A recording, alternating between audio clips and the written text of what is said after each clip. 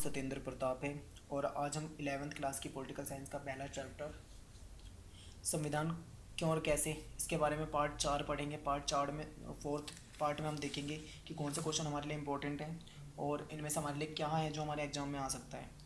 तो ये जो क्वेश्चन अगर आपने पार्ट 3 देखा हो, इससे पहले के पार्ट नहीं देखें तो ज़रूर देखें, क्योंकि वहाँ से देखेंगे तो अच्छे से समझ में आएगा।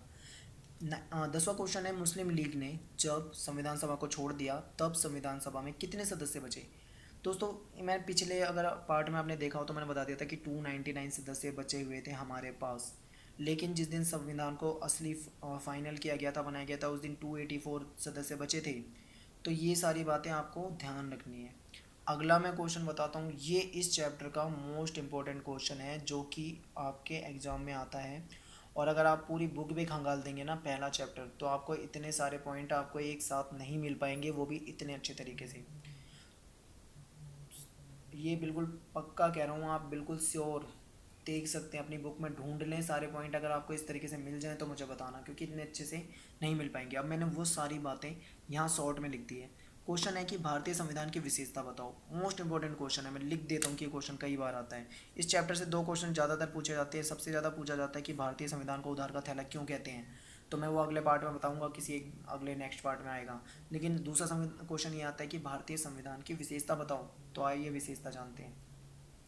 पहला पॉइंट लिखेंगे, दुनिया का सबसे बड़ा लिखित संविधान है। जानते हो भारत का संविधान दुनिया का सबसे बड़ा संविधान है।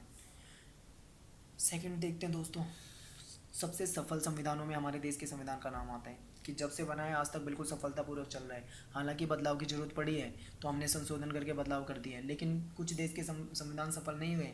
नेपाल जैसे देशों में तो चार चार बार, और कई देशों में भी कई बार संविधान बदल दिया गया है।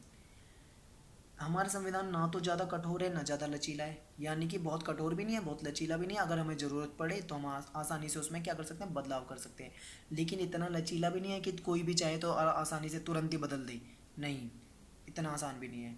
समझ गए ना, ना ज़्यादा कठोर है ना ज़्यादा लचीला है, ज़रूरत पड़े तो हम बदलाव कर सकते हैं। सार्वभौम वैश्विक मताधिकार, ये जो सार्वभौम वैश्विक मताधिकार है, यानी कि इसके तहत हमारे देश में सभी को वोट देने का अधिकार है। जो भी आज के टाइम पे जो हमारी वोट देने की उम्र है वो 18 साल है, यानी 18 साल का भारत का हुआ है, हर नागरिक को वोट देने का अधिकार है। जो भारत देश का नागरिक है 18 साल की उम्र पूरी कर चुका है, चाहे वो किसी भी जाति का हो, किसी भी धर्म का हो, किसी भी रंग रूप का हो, किसी भी गाँव का, शहर का, कुछ भी हो, उसे वोट देने का अधिकार है। लेकिन उस टाइम पे जो था, वोट देने का अधिकार जो उम्र होती थी वो 21 वर्ष होती थी मूल संविधान में, 21 ईयर। और आज कितनी है, 18 साल। ये बात याद रखना आप थोड़ी सी। अलग अलग देशों से प्रावधान लिए गए हमारे संविधान में। हमारा संविधान बनाने से पहले 60 देशों के संविधानों का अध्ययन किया, जहाँ से जो बातें अच्छी लगी हमने वहाँ से उठा के अपने संविधान में ले ली। ये मैं उधार का थैला जो पॉइंट है उसमें आपको अच्छे से बता दूंगा। इसके बाद है संसदीय शासन व्यवस्था। आप जानते हैं हमारे यहाँ पे संसदीय शासन व्यवस्था है, पार्लियामेंट है, और आप जानते हो कि उसमें राज्यसभा लोकसभा वगैरह है। ये जब मैं छठे चैप्टर में आऊँगा, पाँचवें छठे में, वहाँ पे डिटेल में बताऊँगा सर चीज़। स्वतंत्र और निष्पक्ष चुनाव प्रणाली है। आपको पता है निष्पक्ष चुनाव होते हैं हमारे यहाँ पे, और चुनाव आयोग स्वतंत्र है, जैसे चाहे वो चुनाव करवा सकता है। ईवीएम का इस्तेमाल होता है, निष्पक्ष तरीके से चुनाव होता है, धांधलीबाजी नहीं होती है, ऐसी बहुत सारी चीज़ें हैं।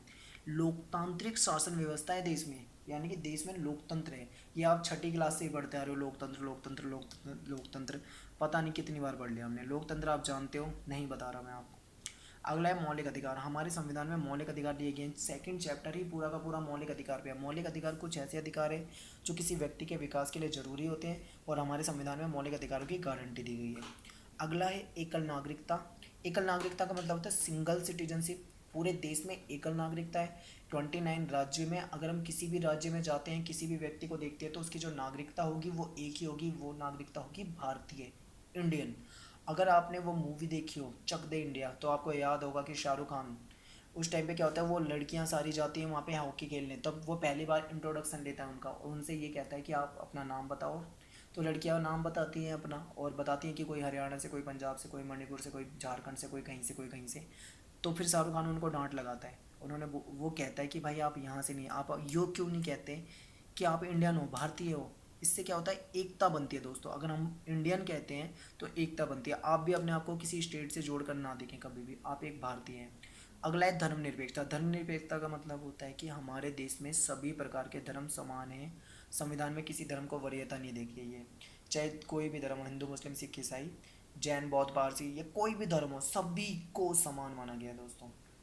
वीडियो पसंद आया हो तो लाइक ज़रूर करना, कमेंट शेयर करना, और थैंक यू दोस्तों।